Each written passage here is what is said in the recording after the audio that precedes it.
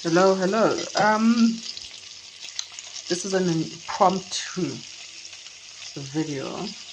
I wasn't planning on doing it. So tonight I'm cooking. We only got 4 hours before the next stage of load shedding. So I'm gonna make. It's not for me actually, because I can't be making chicken or fish every day. So I have to be thoughtful. So I'm making mutton tails. It's my first time cooking them, but I'm going to apply the same method that I would for. Let's get the torch on. Same method that I'd apply for any other thing or any other stew that I'd be cooking. So first thing that we did, it's frying the meat with onion, garlic. So the onion and garlic that's in here is like, you know, the random pieces that are left in the fridge. So it's like half the onions. So that's why there's red onion in here. And half of a brown onion, and that carrot that I used for, what was it that we were cooking that had carrot in it? And I left like the hard part, the bottom big piece out, and I did mention that we use those for making stock. So I also use those pieces for making stews. So this is just going to fry until it's browned, and then once it's browned, so if you have meat that has fat in it, obviously cut off the fat that's on your meat. If it's stew or whatever type of meat that you're cooking, if it has a lot of fat, cut off the excess fat. Leave a little bit of fat on, a little bit. So when you're frying, you're just making sure you're burning off that fat to get it some color, to give it some color. You can do the same with chicken too. So make sure you fry your meat off to color it. So I'm going to fry it off so that it's colored brown, and then I'm going to add water and then let it boil. And then that's where I'll be adding whatever else I need to add. But I think because it's mutton, I'm just going to add ginger. And the spice that I used for this was my spice, my Aunty.MaGoGo spice that you can use for vegetables, meats, anything. And some salt. So that's going back on the stove to fry for a bit longer. I'm going to make it with pap for fondue. And then I'm going to just roast some potatoes. And I don't know what else I'll have it with, but I can't have this because red meat now affects me. It's not so good with me, doesn't agree with me anymore. So I'm just making a separate meal for myself. So, yep. So this is what I mean by browning your meat. Browning your onion and carry it out. This is browning it. So this is browned enough. And now I'm gonna add some tomato paste to it. Oh, this smells so good already.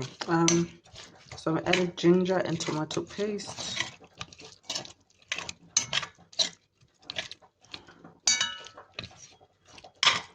I'm gonna put it back on the stove for a bit and add water to it. About that much water. Ouch. Keep burning myself. That much water. Like that much. And then I'm gonna let it boil and cook for about more or less, while keeping watch of the water. I think an hour. So there's some rosemary as well in here. So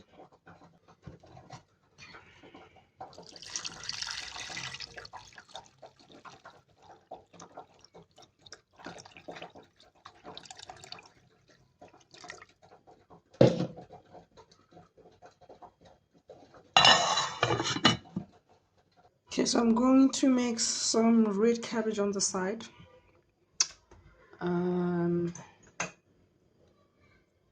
Yeah, I'm gonna make some red cabbage on the side. So this, I'm just going to see, there isn't that much water in there, just a little bit of water. I'm gonna boil it. Yeah, some salt here. Some salt.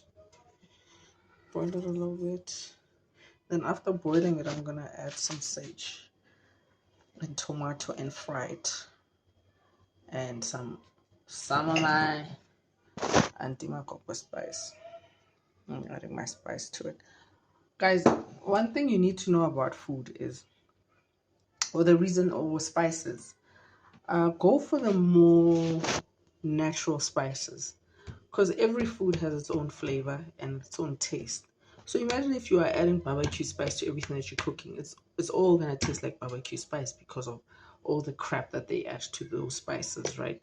So you have to be smart about how you go around it. So I made this spice because it brings out the flavor of each and every ingredient or whatever dish that I'm cooking.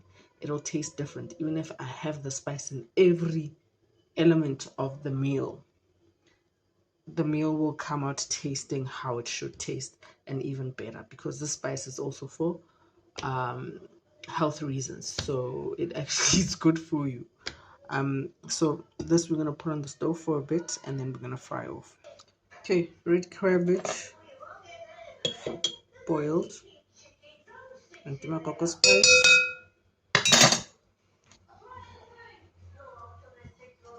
One hand measured today because I'm not feeling the tripod stand thing in my jig today. I'm not in the mood. And I'm gonna use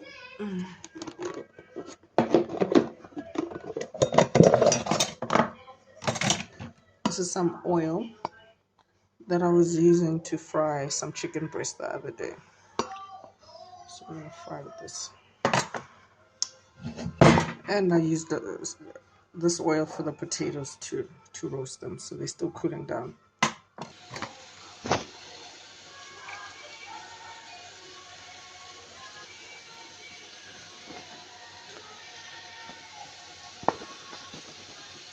So yeah, I'm having red cabbage and roasted potato. And then Joe's having mutton tail and pap. Red cabbage on the side too.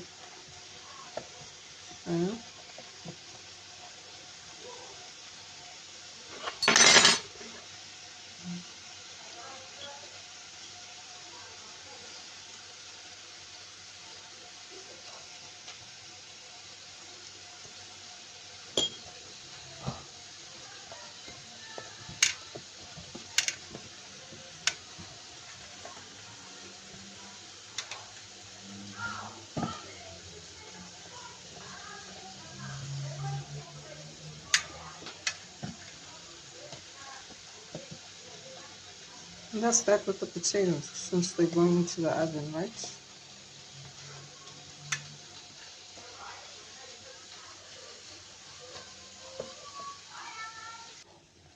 Red cabbage is basically done. I added salt, a bit more salt and some black pepper. And yeah, that's that. Red cabbage done.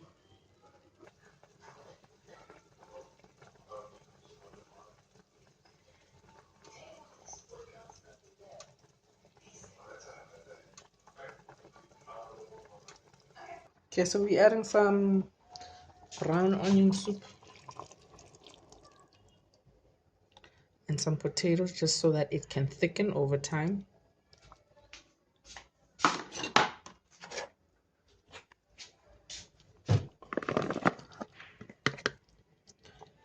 So this will cook for another, I think, hour and it'll be ready.